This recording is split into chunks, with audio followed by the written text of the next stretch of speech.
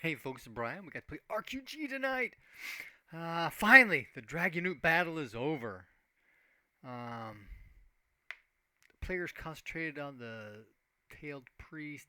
Finally put him down. Arrest her with that axe. She's using a Danish war axe thing, right? They call it a Satari long axe, I think. But man, and it's got an iron blade. But she dumped. She finally did axe trance for 7 points. So she was, swinging a 96 and a 95, and she got a special. And the way I do weapon damage is if there's magic on the weapon, then it gets weapon damage. So if you got Blade Sharp 2 on your broadsword, instead of a slash doing 2d8 plus 2 plus 2, it's doing 2d8 plus 3 plus 2d8 plus 3. It does it twice, right?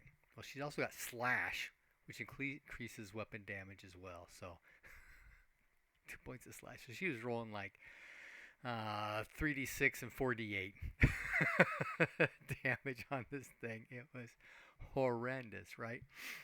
But she took his leg out, amputation. Put him down. He only had like 5 hit points left. Amputation, so he's bleeding a point around.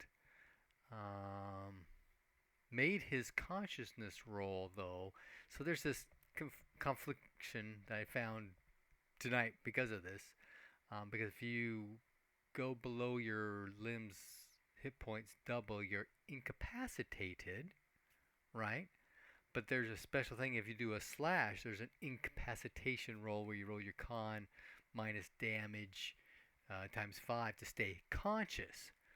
So yeah, I'm still trying to figure the ins and outs of that. Basically, okay, he made his conscious roll, so he's still conscious. So if he had healing magic, he could do healing magic.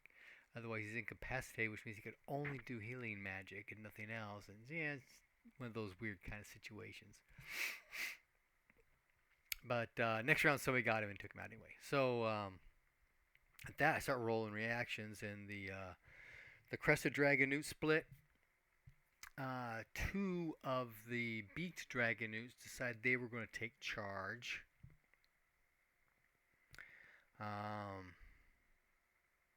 One decided to continue the fight against Davin because he had the symbol on his hand, and the other one focused his attack against Arestra because she killed the tailed priest. And then the guy who's flying is still involved with the spirit combat. I didn't want to worry about trying to do intelligence rolls to see if he could actually attack back down. So he's just keeping busy up there.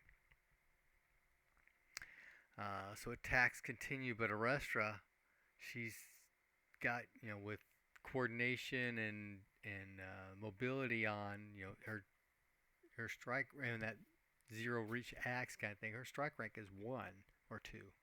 It's 2.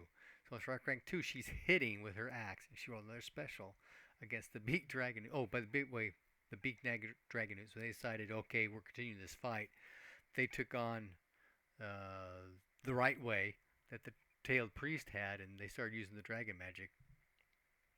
So they they increased their strength, they increased their size, and they pull out claws, and so they breathe and claw. But Arestra made her attack before that other Dragonute's breath weapon attack, and she got special. And this guy had been beat up already, so he only had a few hit points left, and even with the size increase, so he went down easy. But the other Dragonute breathed and was getting ready to claw. Well, the second round he breathed, because he missed with the claw the second time. The second round that he breathed, Summer actually took damage. And so in my head, I've got this image of when she gets hurt, she goes bestial, right? The dragon comes out. So she turned into a dragon. Oh, and all this is in the live play if you watch that kind of stuff. And once she appeared as a dragon, the dragon is, I'll see her, made some leadership follow rolls. The guy fumbled his leadership, made his follow rolls. Okay, she's a dragon.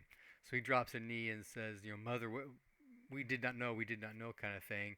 And the other dragon newt took off, flew away. So there's some talking back and forth in Old Wormish. The players, one of the players caught the "mother we did not know" thing, but the rest of it they couldn't follow the conversation going on. But essentially, some are laid down. Hey, these guys are with me. They need to go someplace safe.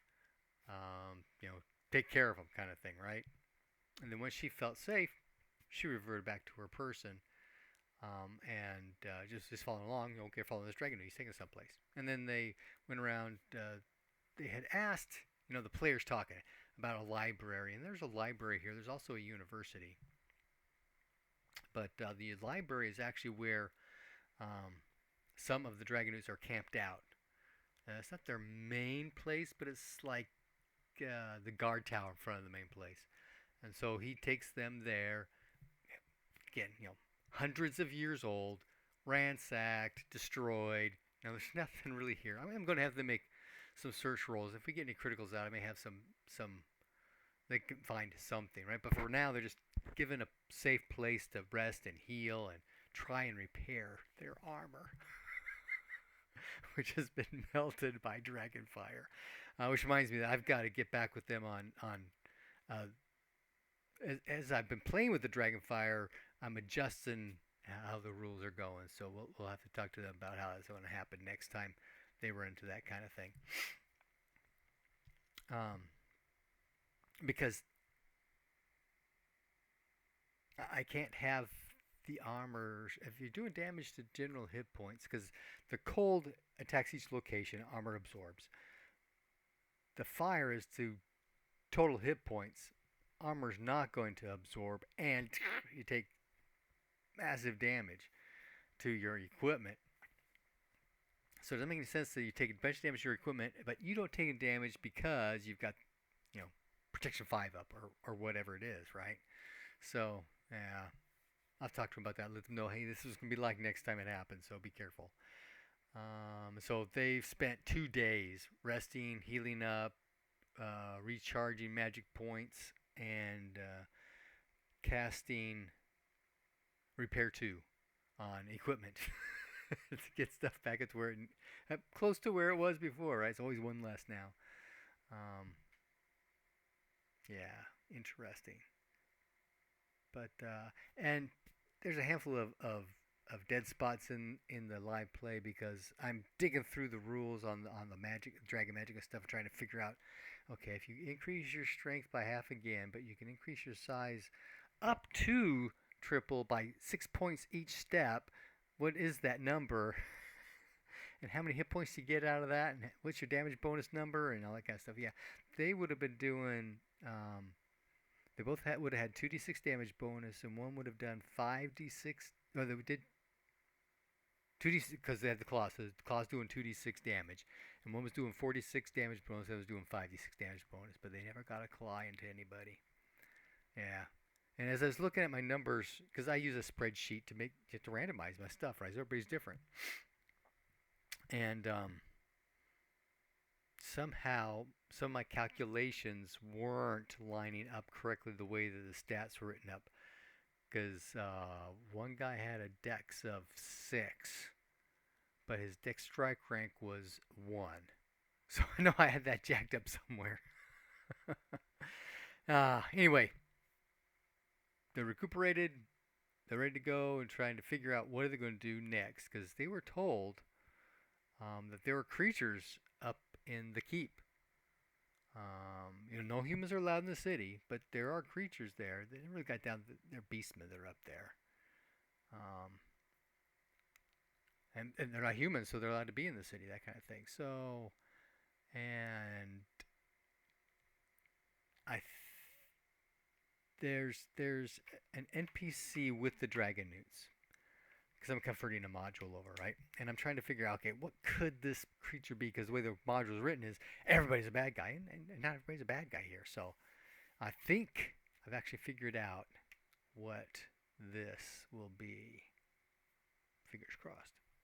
Happy gaming.